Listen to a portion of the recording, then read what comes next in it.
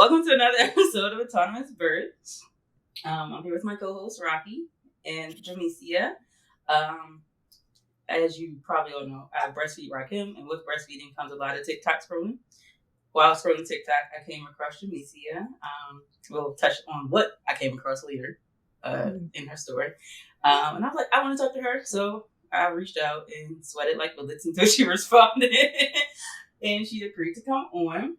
So if you can introduce yourself, your name, whatever you want to share, basically. Who you are outside of being a mother too, though, because we are more than mothers. Don't you start now. Yes, it was like while you were introducing, he was just like, "Yes, I'm proud." But so I'm Jamesia, and I'm originally from Memphis, Tennessee, which is super important to me because Memphis gets a real bad rep all the time. And so I have to, just make sure that people know like good things and great people come from Memphis. I now live in Atlanta, Georgia. I didn't move out here to be like a bottle girl or anything like that. I moved out here for a job, and because my grandparents, they've been here all my life. And I wanted to be closer to them as they're, getting older in age. What else about me? Outside of being a mom, I work in the education space. And so I'm all for like educational access and just seeing students to and through college, if that's the pathway that they want to choose. In my free time, I enjoy going to TJ Maxx, Home Goods, Marshalls. Like I'm in there, I'm in there way too much. I really need to take a break and pause. I also do a little I work out, play a little bit of rugby on the side. And yeah, and like other than being a mom, a role that's super important to me is being a big sister. I'm the oldest of 14 younger siblings. I know my dad, he has like 12 kids, and then my mama got two. So I have to break them up because then my mom will be like, "Don't put all those kids on me."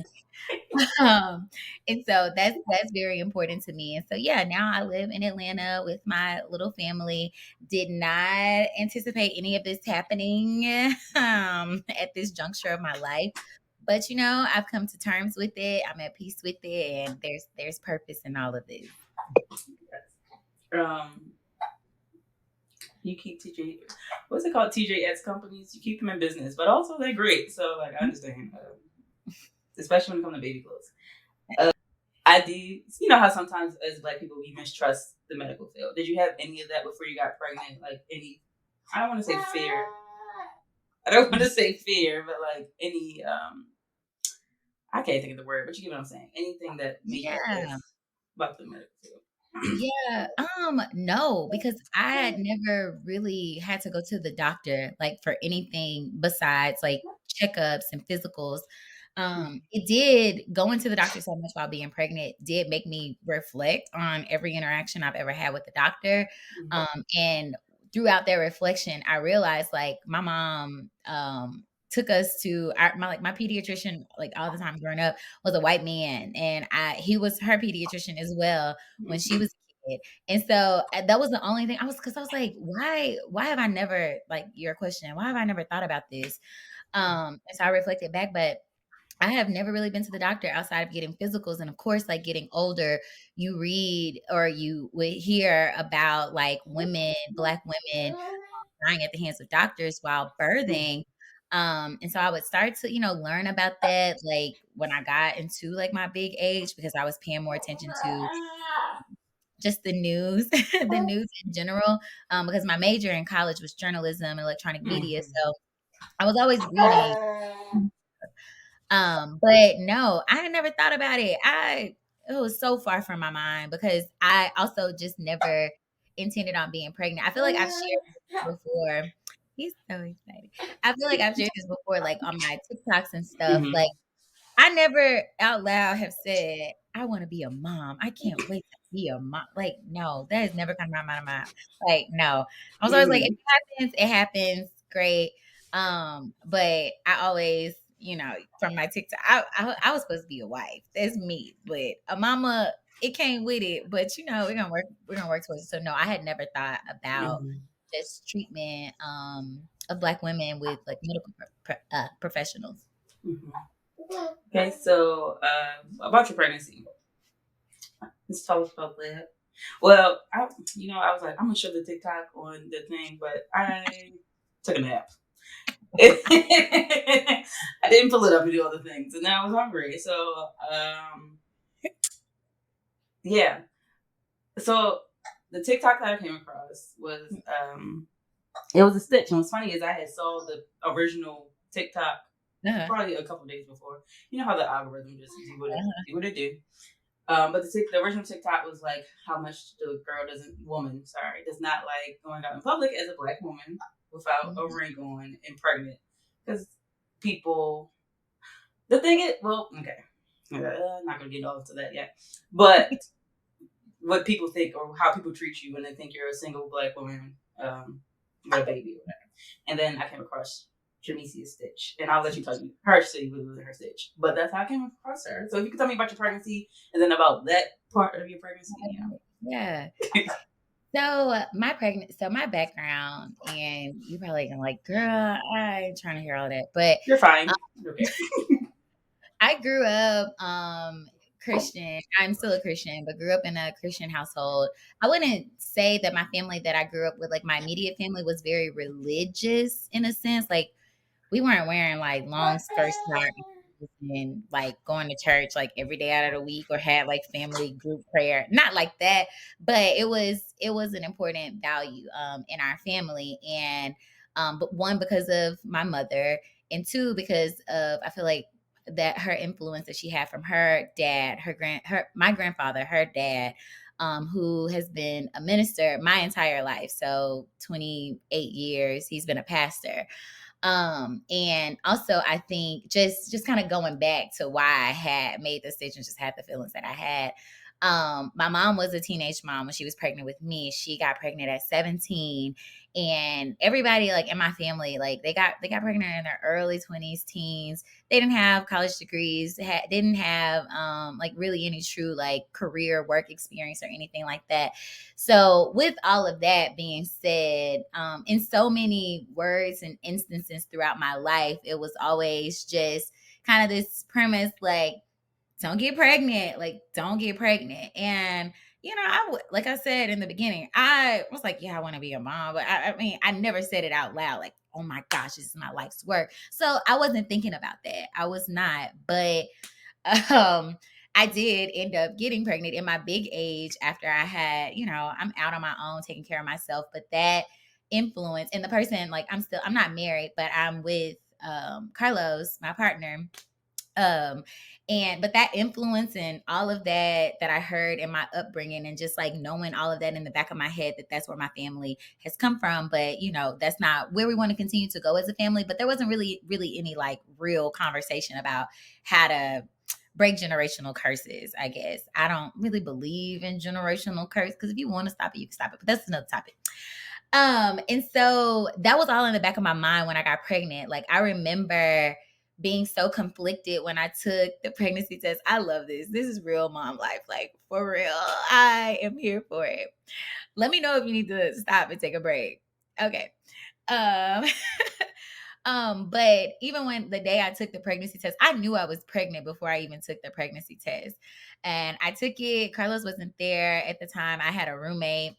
And I told her, and I was just she was so excited, so excited. I only told like 3 people in the very beginning. And that was Carlos, my sister, and my roommate at the time. And all of them were so excited. But me, I was like, no, I was terrified. I didn't know how to feel. You have those moments where you're like, okay, let me fantasize. Okay, the belly and, all the cutesy things and stuff. But those fantasies didn't live long in my head during that beginning time. Like I was sitting there thinking about how I was going to tell my mom that I was pregnant. And it just was the worst. It just felt so heavy at the time. And so I found out I was pregnant a couple days after Thanksgiving. I feel like it was like November 29th or November 30th. I found out that I was pregnant. And I knew I was going to be going home to Memphis for Christmas. And so I was like, this is not something I could tell my mama over the phone. Like, I'm going to have to tell her in person. And so I ordered, and it's funny because I've been cleaning out the baby's room so she can start sleeping in here by herself. But I ordered, it's right here. Maybe not. No, it's over there.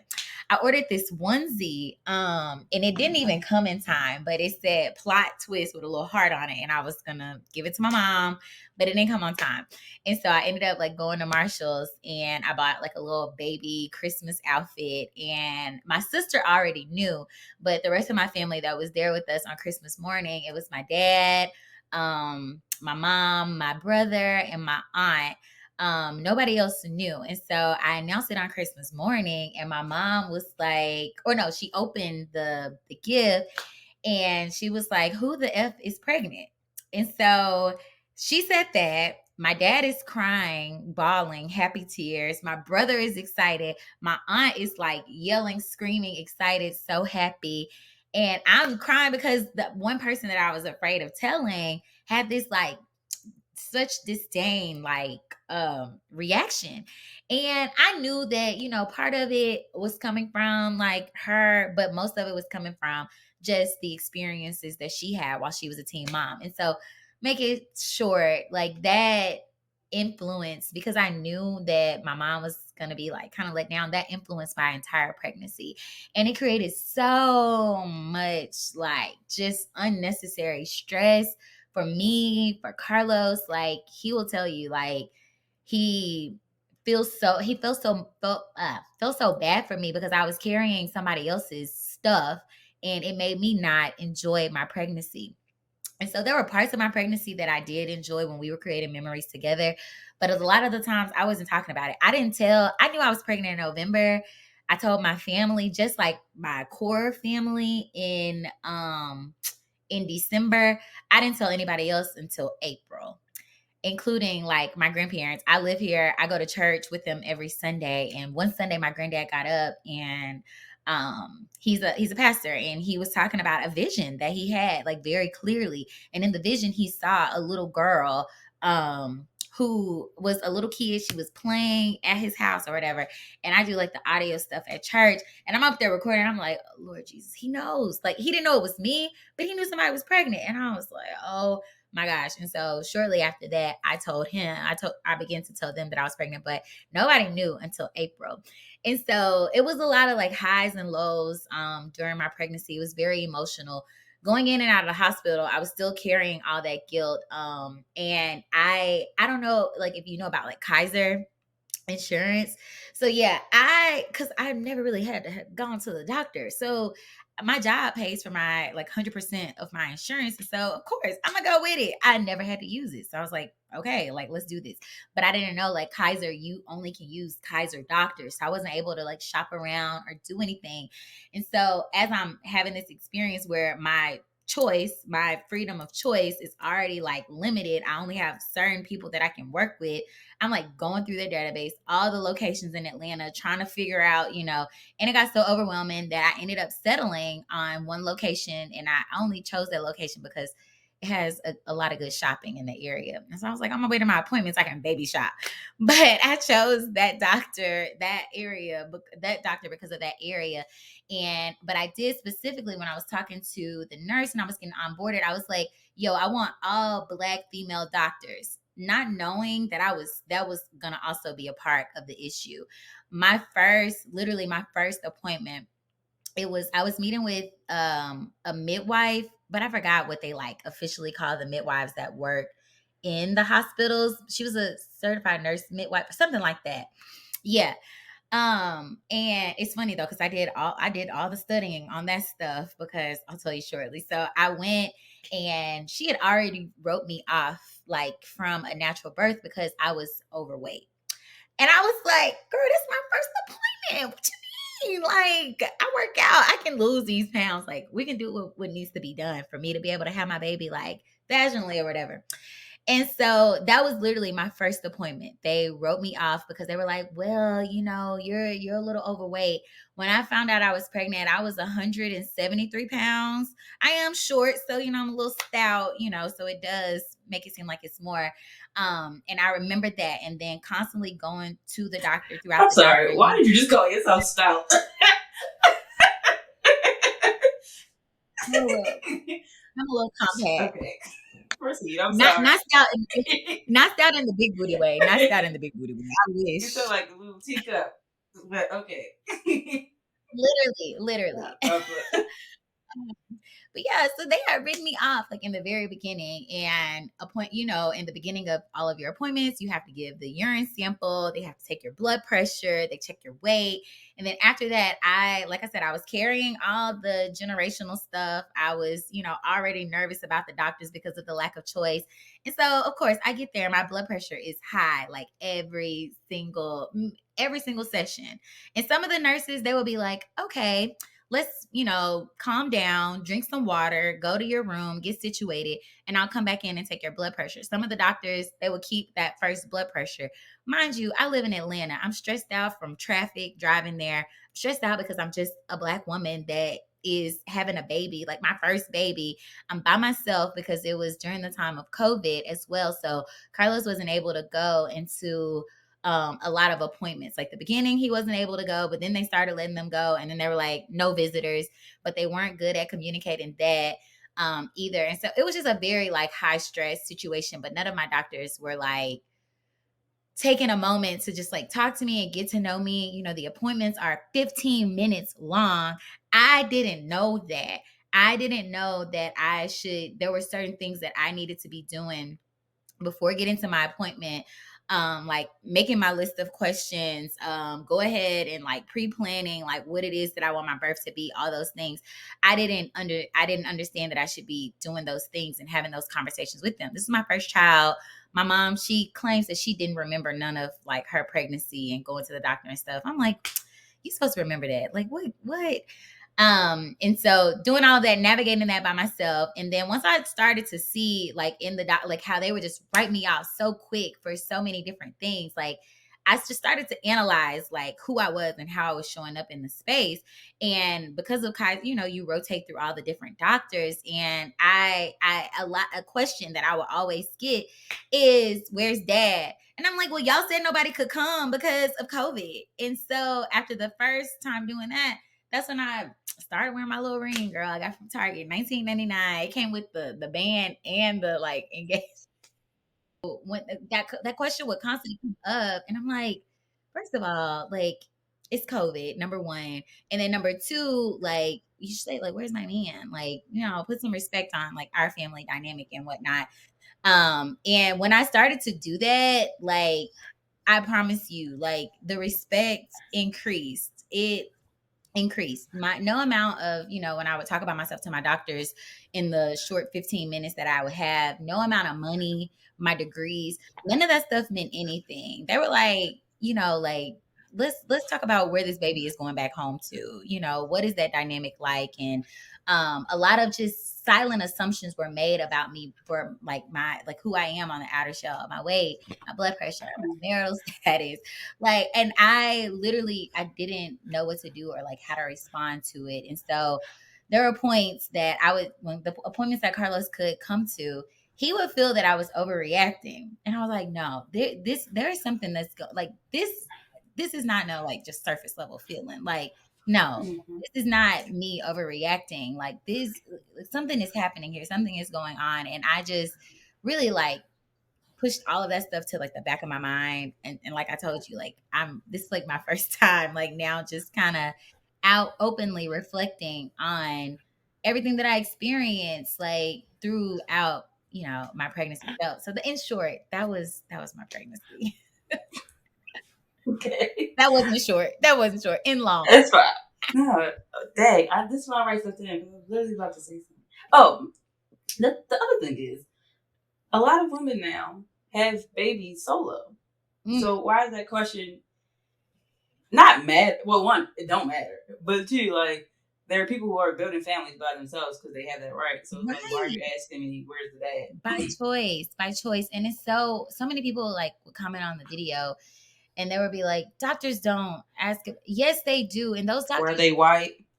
no, it was mostly Black women commenting. And so many women like shared the same experience. And so many women were also like, why you care about that? You weak minded and all these different things. I'm like, girl, no.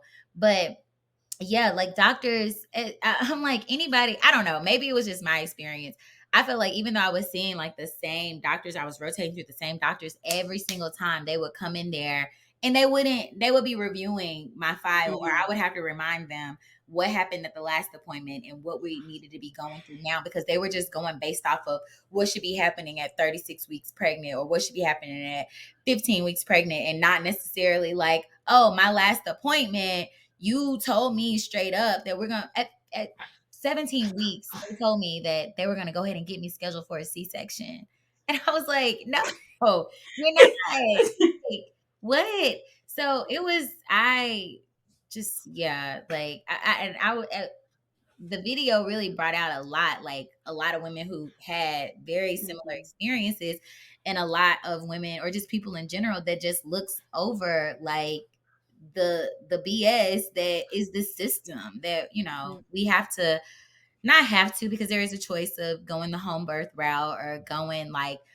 unassisted at home all of just free birthing like there's that choice there's that option but I wasn't really educated on all of my options until it was too late in a sense.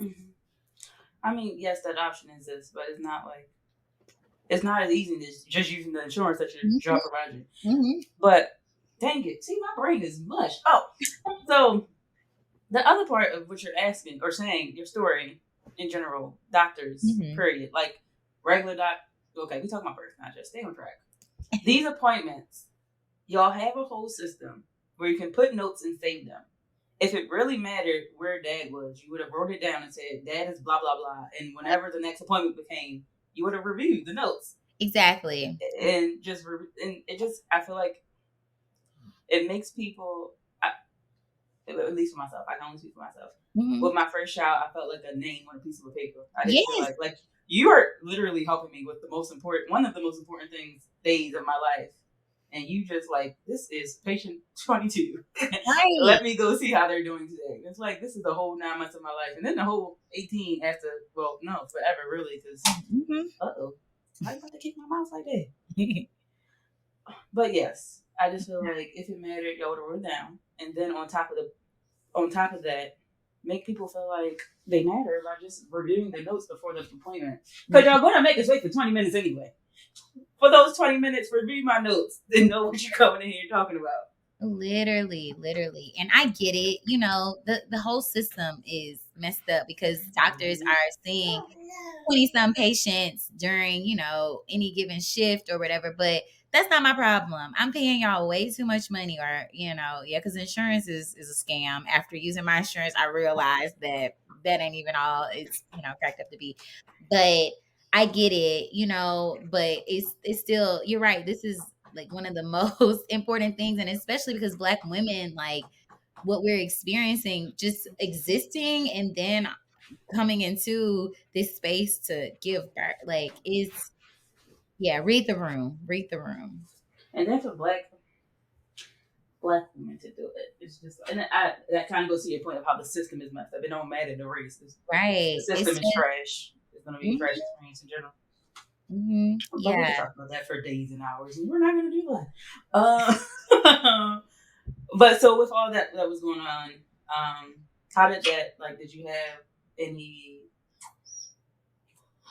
symptoms, I guess, like, did you also have morning sickness or, I can't think of any pregnancy symptoms because I just can't. Did you have other pregnancy symptoms on top of the stress that you were dealing with? No, I didn't. And that's the thing. I had such an easy pregnancy. I threw up one time and that was because I ate an avocado and I don't even like avocado.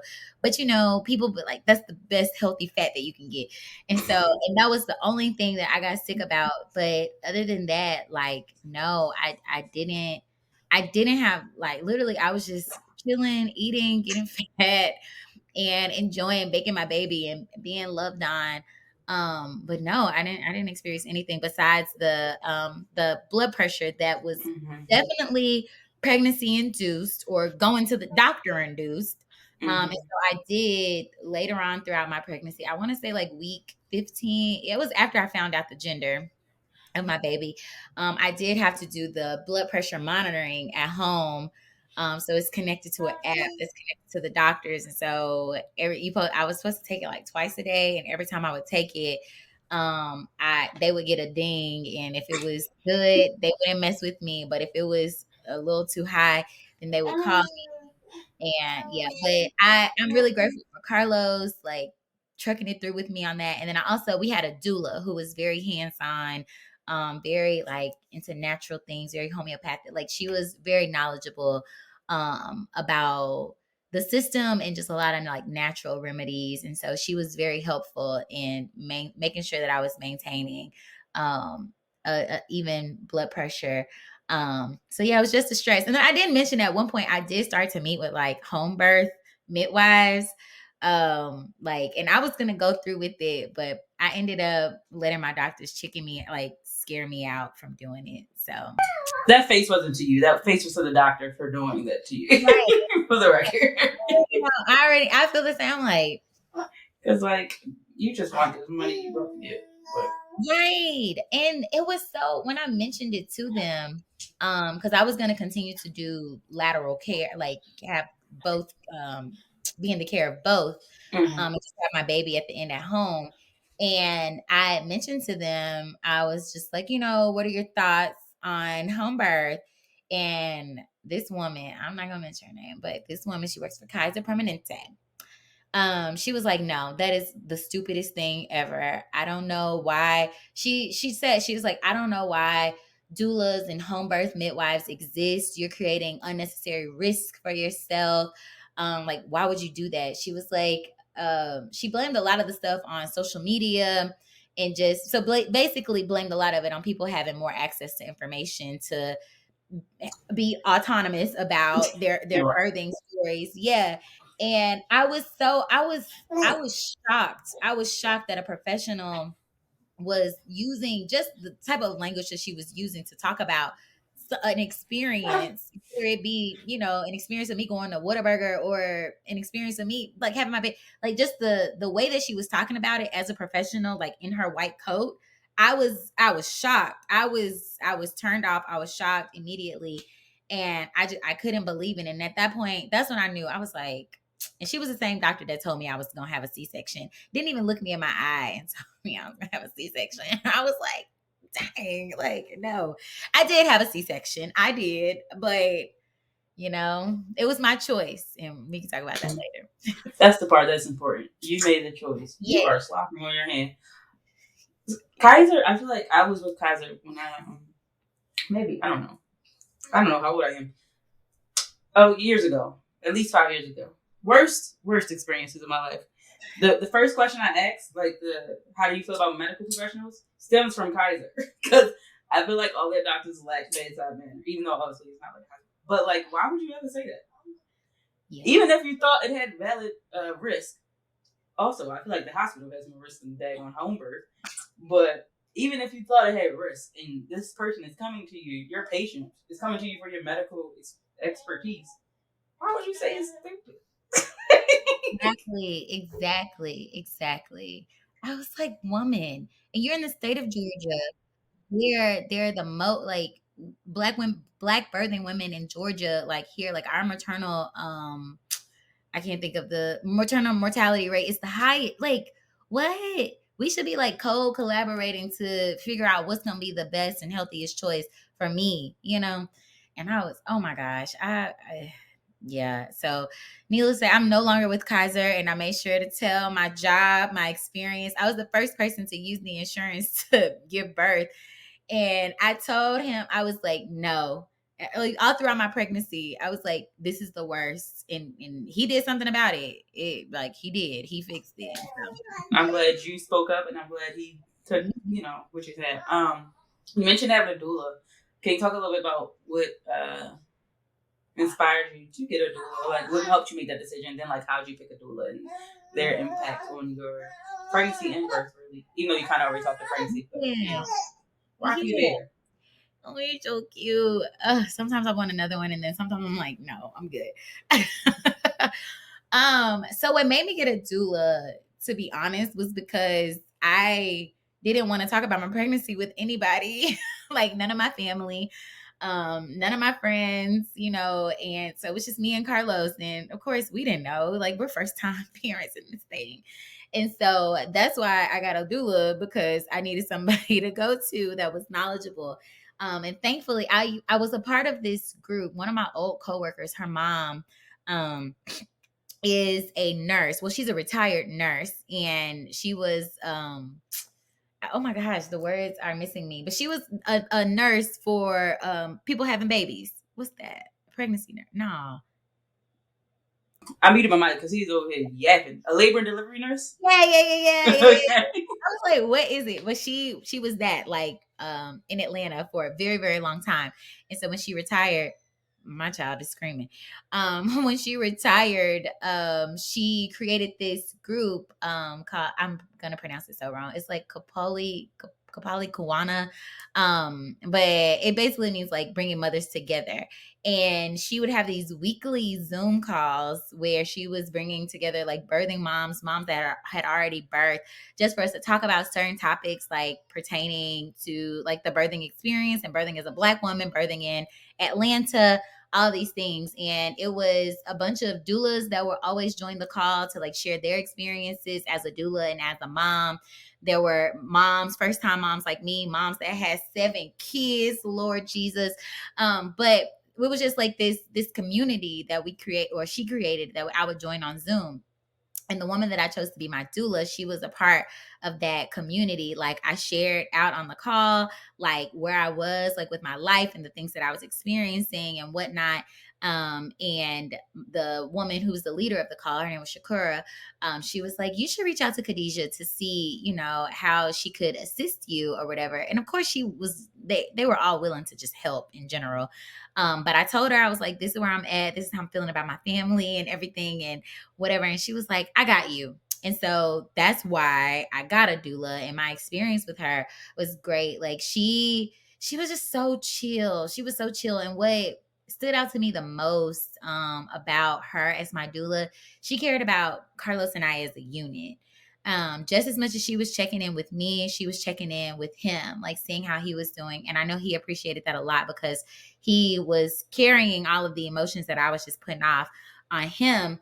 And he needed somebody to talk to too, and she was that for both of us. And so, yeah, we met as often as I needed to meet. She was there with me while I was birthing or in labor for 57 hours. She spent the night at the hospital and stuff. And even still, like, was caring for us after we had the baby, and even came to like babysit and stuff. And so that's why I got a doula, because I couldn't talk to my mama about everything, because I still felt that, judgment from her. All right, so on to the fun part. For some people. Yes. Your birth. So, like, how, what did it look like from labor to baby earthside? Yeah. Oh my goodness. So I said that I wasn't gonna do the home birth at the very end. I started meeting with the home birth doctors when I was 17 weeks pregnant, when she told me she was scheduling my C-section. That's when I started interviewing people. And 17 weeks starting to try to plan a home, that is way too late. So I had to get who was left of the pickings. But my doula and the group that I was a part of, they were all like helping me like find somebody that was still, good in Atlanta. And so I met with them up until from 17 weeks to, I was planning it all the way until like 30 weeks, and my blood pressure just had not leveled. And so I was like, you know what? No, we can't do this. Like, I don't want to do this. I don't, I know the risk, or I was a little bit more aware of like the risk of what like having high blood pressure while pregnant meant. And so I was like, let's not do this. And Carlos, he was the best. He was just like, whatever you need, whatever you want. He did want to have a home birth though. He wanted to be at home, just the two of us. Both of us were like secretly just hoping that I just gave birth spontaneously, and that was the secret hope. We both vocalized that after the fact, but anywho, so I cut that off around like 30, 32 weeks. And my labor started so at 39 weeks and 4 days. So I knew that my body was getting ready, and my doula was like, okay, these are some of the things we need to be doing to get in the process started. So I was drinking the tea, the raspberry leaf tea. I was, curb walking, doing all the things. But the thing that got things started was Carlos and I, how we got the baby, doing that. Yeah. And so literally that happened like the morning after that. I woke up and I was bleeding, and I was like, oh, okay, all right, here we go. I was bleeding and I was cramping, and I was so excited. I remember waking up so excited. That was the most excited I had been while I was pregnant, because I was like, it's working. And because I knew, I was like, okay, if you don't have to be induced, like that's a good sign. But labor was starting for me, and I so happenly that same day had my 39-week appointment. So I went to the doctor around 9, and as soon as I get there, blood pressure check and everything, and my blood pressure was 183 over like 91. And my doctor's like, nope, time to go to the hospital. Do you have the backpack? No, I didn't have the backpack. We were literally on our way to Target to go get snacks and go. We had the stuff out, but it wasn't in the suitcase. But we literally were headed to go finish up and be ready or whatever to go to the hospital. And she was like, nope, you need to go straight to the hospital. In hindsight, I'm like, I shouldn't have went straight to the hospital. We should have just did what we needed to do and prayed and carried on, because when I went to the hospital, that's when things just got very eerie and very slow. So while I was waiting, I gave birth at Emory Hospital. So you be on TikTok, so you probably saw a while ago the Emory nurses when they were doing their icks. Yep. None of those women on the video cared for me, but my experience at Emory was 1 out of 10 would not recommend. 0 out of 10 would not recommend. The only thing I appreciated from them was the cup, the hospital cup. But anywho, we got there. We were waiting on a room for a very long time, very long time. Like it was like a 4-hour wait for a room. And so while we were there, I didn't use the bathroom. I lost my mucus plug. So I'm back excited. I'm like, okay, like things are moving, like we're getting there. Mm-hmm. And so my doula was like, whatever you do, like keep walking, keep moving, don't sit in that waiting room. So Carlos and I walked. Oh my gosh, I have videos. We walked to Jimmy John's. We were in downtown Atlanta. We walked to Jimmy John's, and I couldn't walk back. I had to Uber back. And after that, by that time, I was in like one of the little waiting rooms or whatever. And at that point, I was like, no, Carlos, this can't happen just yet. Like my dog. And next thing you know, I'm getting so emotional because my puppy, he was at home. He didn't know what was going on. I didn't tell him, I'm going to be bringing back a baby. Girl. I was stressed, Naja. I was stressed. Like I was literally in tears. Like because that's my first baby. And so whatever. I had to be, I was at the hospital alone by myself for a few hours while Carlos went to take the dog, bring our stuff back to the hospital. My mom, I had to let her know I was admitted, so she was like, was like in her brain. But we specifically told everybody that we didn't want like any visitors. We only wanted our doula in the room with us. And at that point, I think you could have 2 visitors at once, but they couldn't be rotating out or whatever due to COVID. And so, yeah, I was in there. My labor, it stopped progressing as well as it had. I was contracting, but it wasn't moving along fast because at that point, I'm hooked up now to the machines. They didn't read. They're like, oh, you're here because of your blood pressure. Like, you need to chill. And no, you don't need to chill when you're in labor. Labor, you're supposed to be working with your baby to come out. And so my labor like slowed down. And then later that night, we moved to our room, and I was literally laboring from Thursday morning. I probably started while I was sleeping because I was dilating and stuff. But from Thursday morning all the way till Saturday morning. And Saturday morning, things were just still like high and low. Demi was okay, but she wasn't She was engaging with my cervix, but she was at like a -1. When you think about the stations, she was like at a -1. Mm-hmm. And she wasn't coming down. And at that point, I was like, I think Friday, I was like, let's do the epidural, like whatever. My doula is helping me. My water breaks, like things, like there were signs to keep going, but things were going slow. Oh, I forgot. Rewind. I did, because things were going slow, like later, like Thursday night. And they're rushing you like to Mm-hmm. get through and get done. And so the induction conversation came up, and I was like, I don't want to be induced. And so, like, it was probably early Friday morning, late Thursday, because I also didn't know that they're going to be messing with you like the whole time. Like, there's no sleeping in the hospital. Like, they kept knock knock. I'm like, what? And so they come and they're talking about being induced. You have no concept of time, like while you're in there. And so I did end up doing the Foley balloon induction. That was the worst. It hurt so bad. It wasn't any medication. There was some medication, but I can't remember. But they put the balloon in you with the water, and it's basically pushing against your cervix, and then as they start to engage with each other and the baby the balloon like goes. And so it was moving, it was working. I ended up dilating to 8 centimeters, but like I said, it Mm-hmm. wasn't moving down. And so Saturday morning, my doula, I was like, can you give Carlos and I a moment? I talked to Carlos. I was like, Carlos, I'm done. He was done too. You could tell he was drained. And I was done too. And so I was like, I want to do a C-section. And he was like, okay, like let's do it. Like, let's keep it, because I was ready to meet my baby. At that point, Mm-hmm. I was playing, and I wasn't as mature in my faith then as I am now. But I was literally like done, and there was nothing left for me to like want to grasp onto or nothing. And I was like, I don't want to take any more risk. Like, let's just get it over with. Like, we ready to meet the baby. And so I had my C-section that morning. Another doctor came in, and I was like, who are you? But I said a little prayer. And I got my C-section that Saturday morning. I gave birth at like 10:09. And so it was a very long process. Very long. My mom, because she's an important character in this story. Of course, she wasn't gonna. We told her we didn't want her there, but Mm-hmm.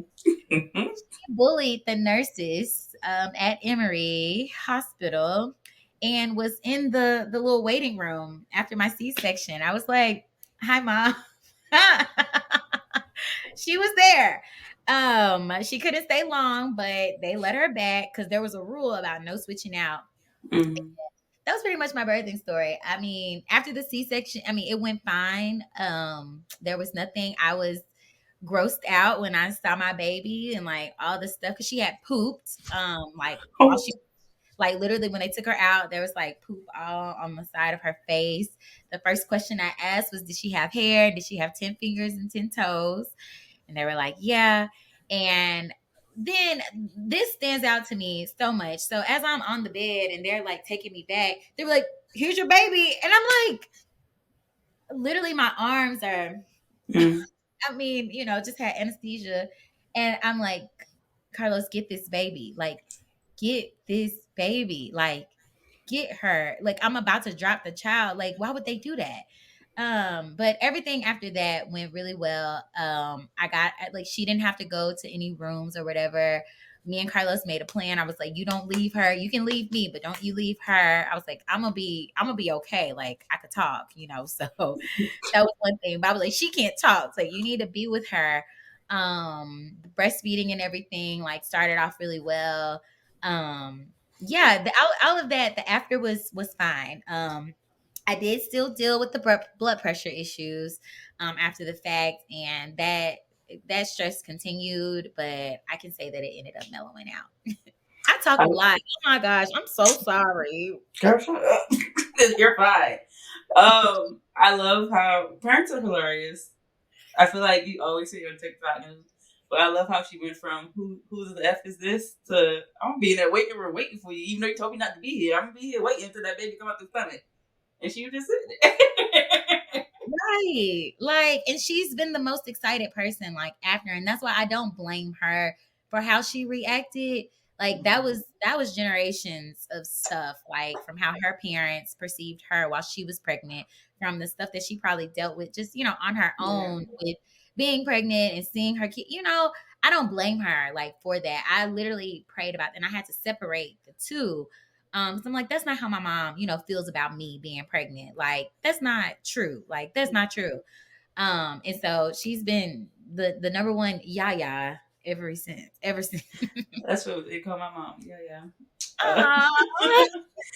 Also, I am glad to hear. Not to say, I just feel like C sections are typically like you need to do this. So I'm not. It was nice to hear that you made the decision. Like I'm over this. Get Yes. this baby out of me. Yes. Yes. I learned that at the very last minute. I took an intensive birthing course. The woman's name is like passing my mind, but I'm gonna send it to you after on Instagram, because she offered this free like 4 day or 3 day free birthing class, or a childbirth education class on Zoom.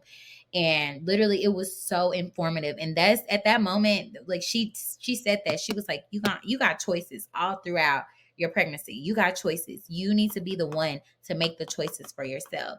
And she was like, C-section included. Like, you need to be the one to be in front of that and make the choice. Like, don't let it come to a point where it's an emergent situation and you can't make those choices for yourself. So, did I have some regret, like thinking that I made the choice too early? I did, but I found peace in the fact that it was still my choice. It was nobody else's. Right. And you said you didn't have an epidural. I did. I had an epidural. Oh, gotcha. Yeah, I had an epidural. You said you made it to 8 centimeters. Uh-huh. That was what. Uh-huh. Okay. Yeah.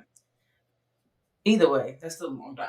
But I thought you had said that you did it all, and I was like, how did she do this? But still, even then, that's a long time to be in labor. It was very long. I got my epidural not that I got my epidural Friday night, and Mm-hmm. Mm-hmm. I remember That's the 48 hours.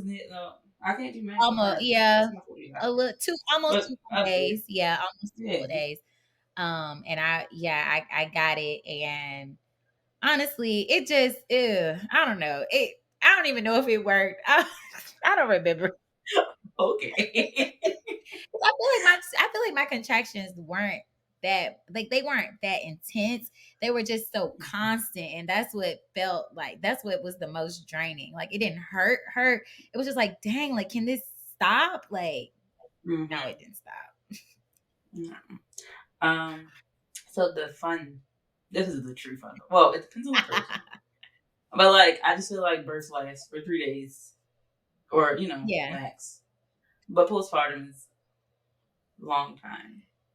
Because technically, in my eyes, you're still in postpartum Yeah. because your baby's 2, I It'll be think. 2 in August. Yeah, I scrolled your TikTok and Instagram and hit the Yep. free because that's how life Yes. goes. But so with fresh postpartum, how was that for you? Adjusting to being home, having a new little person on top of the puppy, because puppies are demanding. Or I don't know if it was literally a puppy, but dogs in general are Yeah. demanding. Yeah. Very clean. So yeah, how was that for you? Um, it was tough at first. My first night or first day, like being back home, um, I had to, well, number one, I didn't know I had to take the baby to the doctor in the same week. I was like, what? You want us to get in a car and go? And Jesus. But that was a highlight that I remember. But the first night we were literally like home. It was just so weird. It was very weird. It didn't feel like my life. Like, I felt like I was, yeah, like in the twilight zone. Like, it's like, wow, we're home with a child, and my mom is here, and I don't know. I grew up watching what is it called? A Birth Story on TLC. Do you remember that? Mm-hmm. And they show like the first few hours at home, and I was like, this is what it's supposed to be. Like, Your outer body experience. right. And so it was weird. And then I remember it so like vivid, like the breastfeeding, it was going, but nobody tells you that it's supposed to hurt. Like, if you've never breastfed before, it's a feeling that you've never felt before. And your boobs, they gotta develop that strength. And Mm-hmm. I was I was struggling. So I told Carlos to go get some formula. And so I was doing both of those. I remember like sitting on the couch and Carlos was literally, I would hold either, we would take turns. Either he would hold the boob or the baby's head, or I would hold the boob or the baby's head. And we were like practicing that latch. That was like the first few hours of being at home. Was like, because I just couldn't do it. I would tense up and cringe and whatever. So we were doing that while also I was like, give her some formula too, because I need a little booby break. But so that was a big part of it. And then that night when it was time to go to sleep, I was like, wait, I'm not supposed to go to sleep. Like I didn't know what to do. And my mom was like, I got the baby, like, go, wipe yourself up and stuff. And I was like, okay. And I remember just sitting in my nursery and I just started bawling. I was like crying. Now me getting emotional thinking about it. But I was just crying and I'm like, I don't know why I'm crying. Like, and duh, like you just had a baby. Like your emotions are all over the place. You're still coming off of medication and things like that. So I just remember being so emotional. And Carlos was like holding me. He was like, we got this. We're here. We can do this. And then after that, I was like, you know what? I'm okay. I'm okay. Did I do a little too much of moving and stuff? Yeah, because my C-section scar did not heal how it should have the first go round. Like a part of it was still open. So I had to navigate that. Yeah, Sorry. like like one of the insides was still open. And I was like, oh my gosh. But I feel like Sorry, hold on. I don't mean to interrupt the story. I need clarification immediately. I can't wait for the story to like on the outside, like your outer skin was open or the inside? Like how'd you find this out? And so what did that because feel like? were you not looking at you didn't look at yours? Oh, so it was the outside. It was the outside. Yeah, it was the outside. Yeah. Honestly, I am blind, number one. Oh. I'm blind. So when I would go to take at first my husband had to wash me up. Yep. But after that, I would take my glasses off when I went in the bathroom because my C-section trumped out. I ain't want to look at it. Yeah. But everybody else told me it was healing fine, so I trusted them. Yeah. So no, I didn't look at it. But what did that look like? It was, so I didn't like know. You stick your finger in there?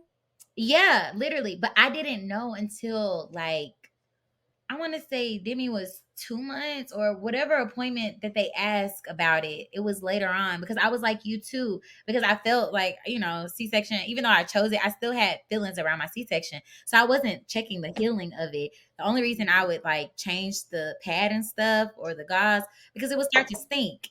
And I was stinky the whole postpartum because I was. But she's supposed to be. So it's not like. Right.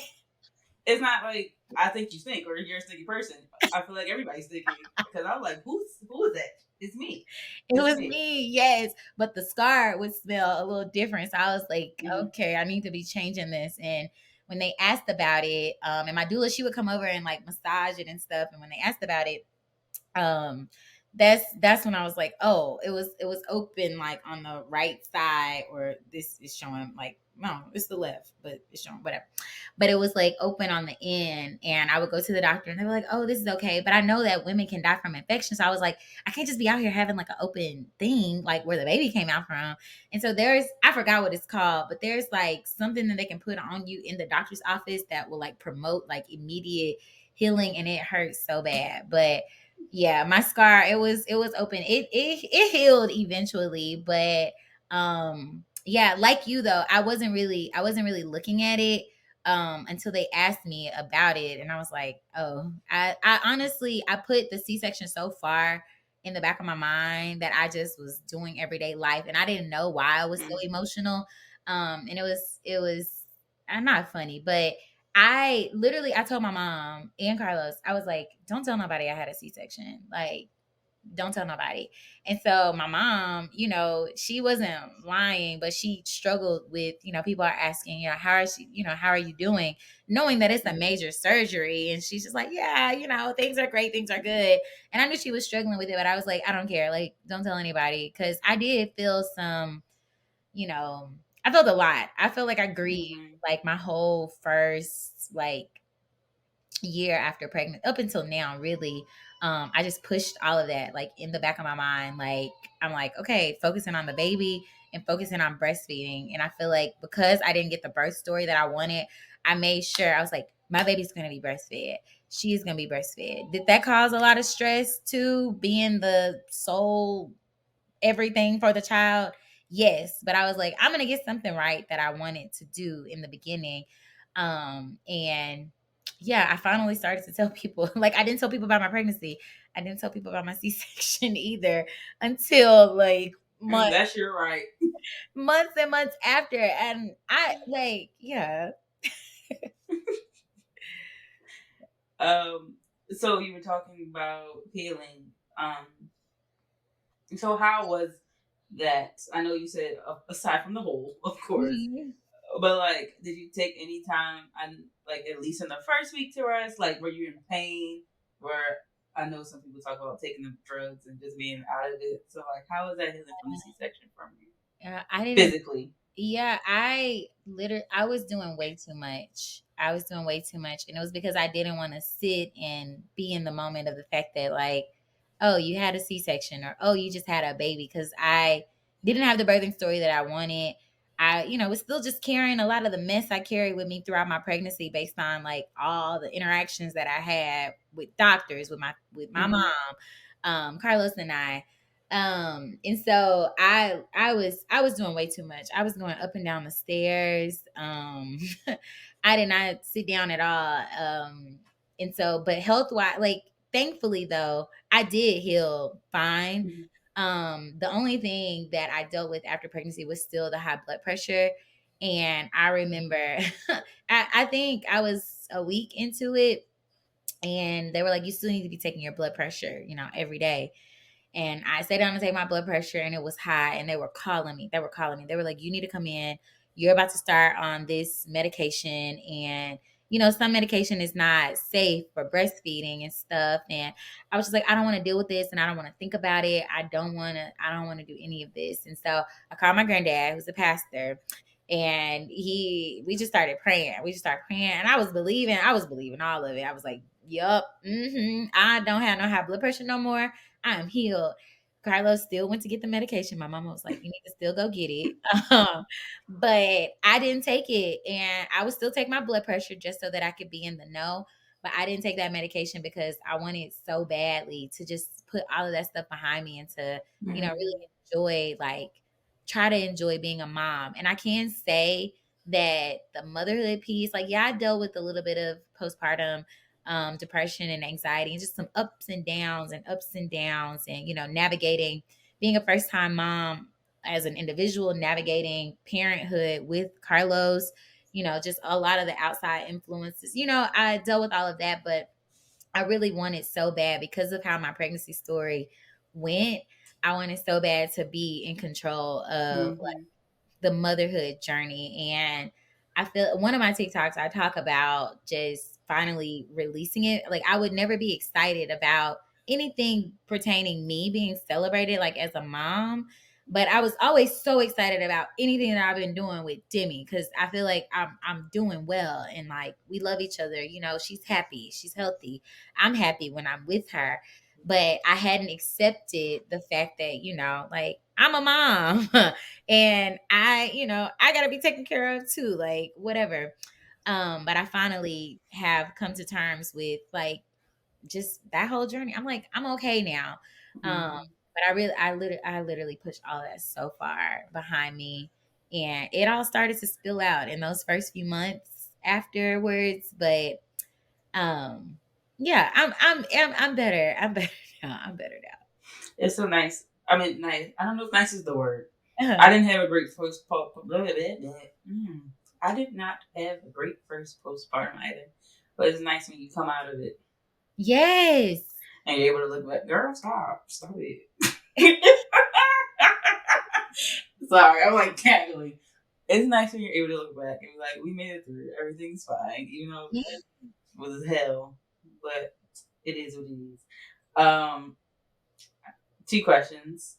Because number one, Carlos sounds great, and I'm happy that you had a great partner to see you through those hard Mhm. times. But like you said, it's a big change when you come home. So how did becoming parents affect you guys' relationship? If it did, well, I know it did because it Yeah. does. So how did it affect you guys' relationship?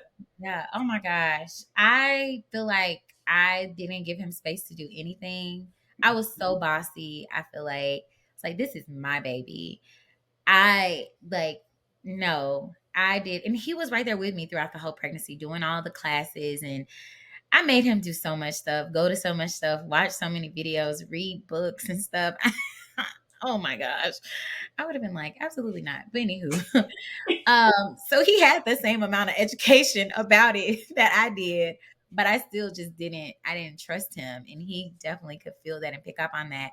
Until I don't remember at what point postpartum it was, but it was within like those first 6 months that one day he just like put his foot down. He was like, "Look, I am her dad.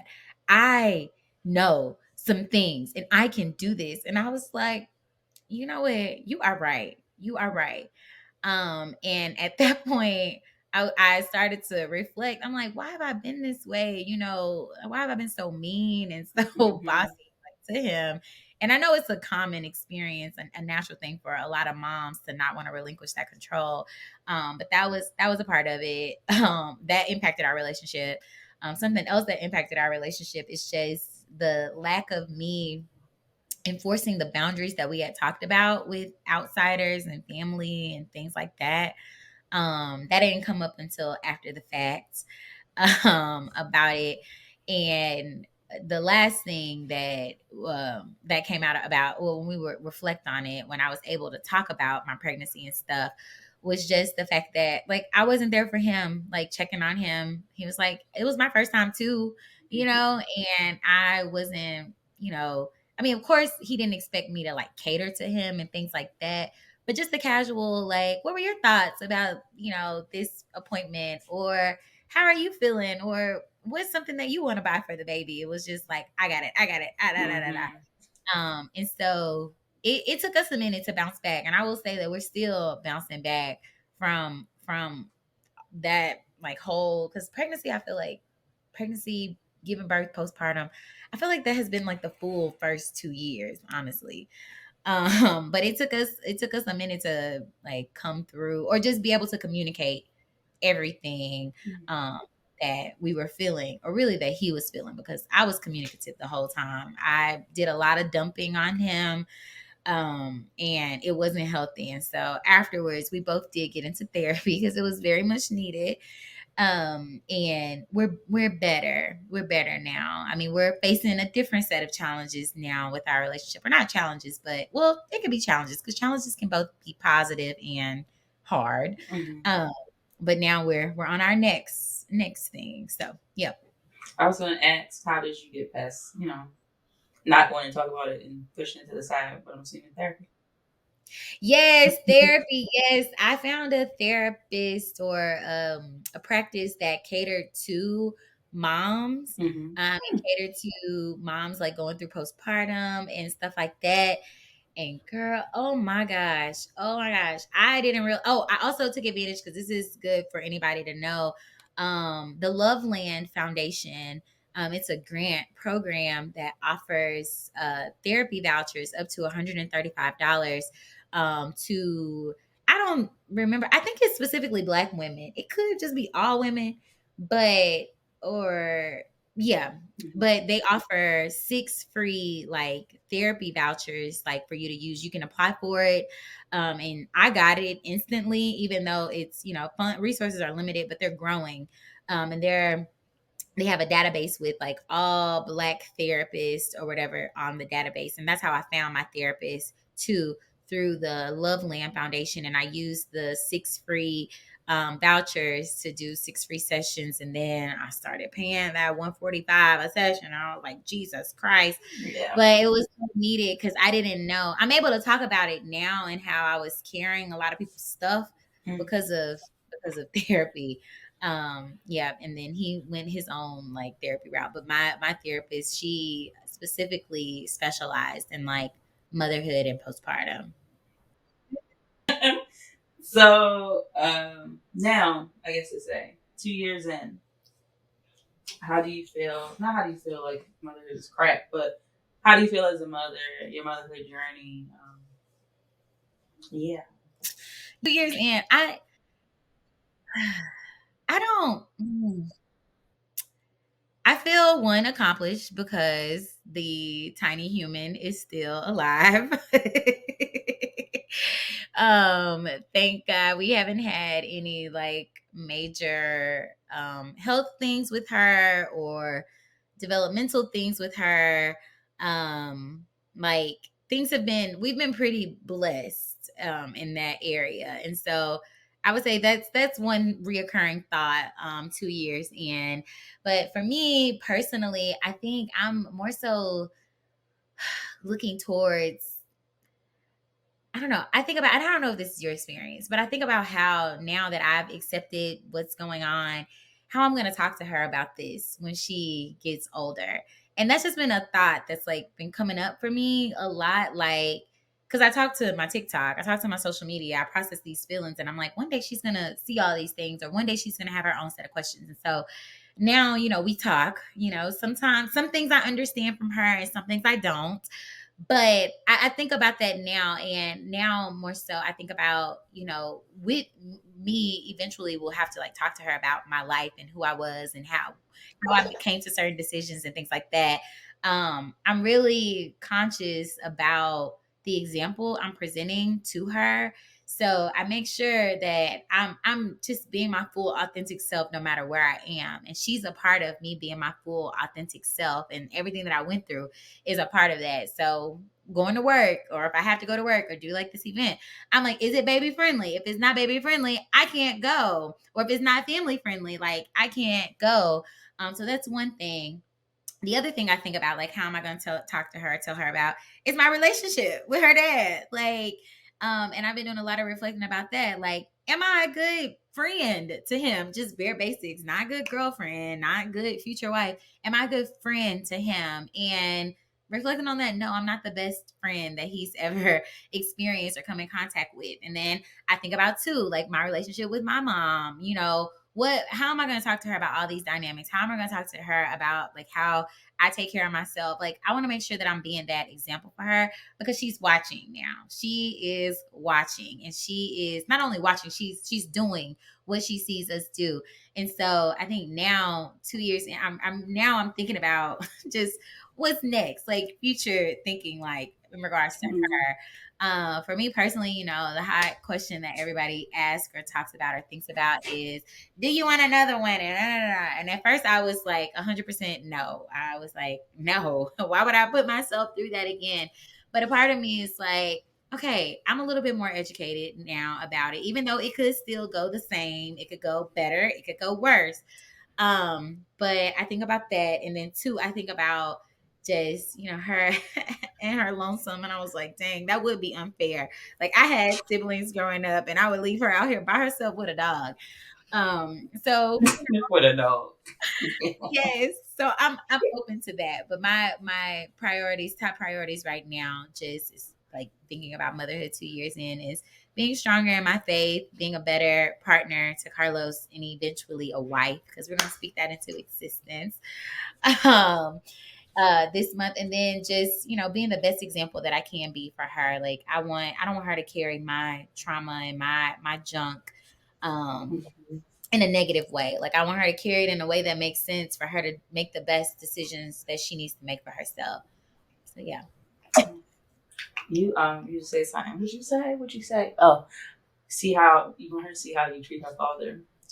And during my TikTok deep dive, I came across the one TikTok you have, and I can't remember it, but when I say what I'm about to say, you know what I'm talking about. Yeah. And basically, you were saying how Carlos is God's child too, and it's like, how am I treating God's child? And I was like, dang, I should be nicer.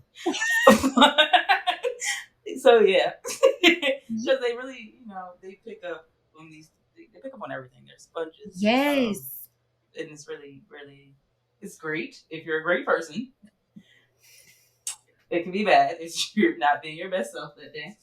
But that was, I was like, okay, now should be nice. And then you said that, and you think of it. But you just gonna kick my phone like that. My last question, actually, because I think I said that was my last question. Any advice you have for you moms? What would be your one piece of advice? I guess not any advice because you probably have a lot of that. But your most important piece of advice.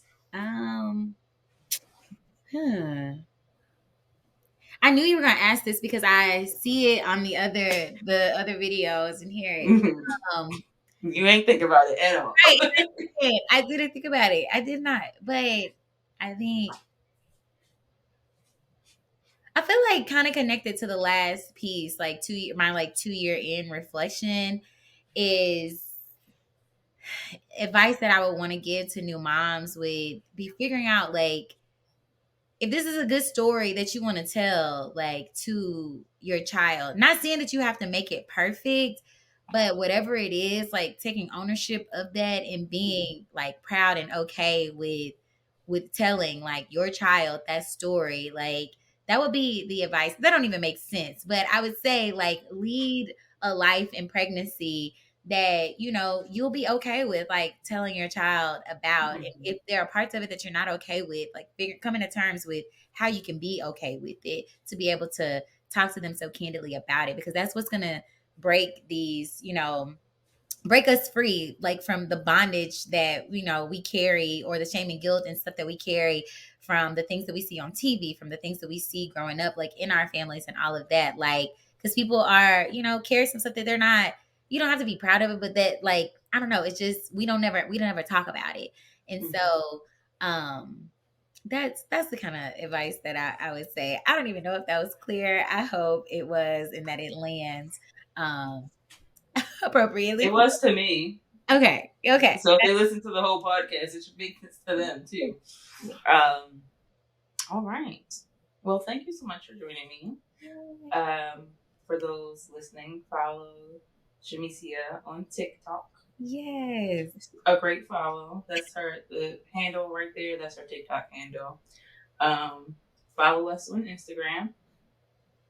You can follow us on TikTok. I really haven't posted anything on there in a minute, but you can still follow us. And subscribe to the podcast and to YouTube. But yes, thank you for listening again. Thank you again for joining us, for me, and talking to me, spilling your soul, whatever, all those things. But all right, thank you guys. How do I get out of here? I do this every time because I cannot forget it. You can't. Okay. So then you just have to let your thing upload.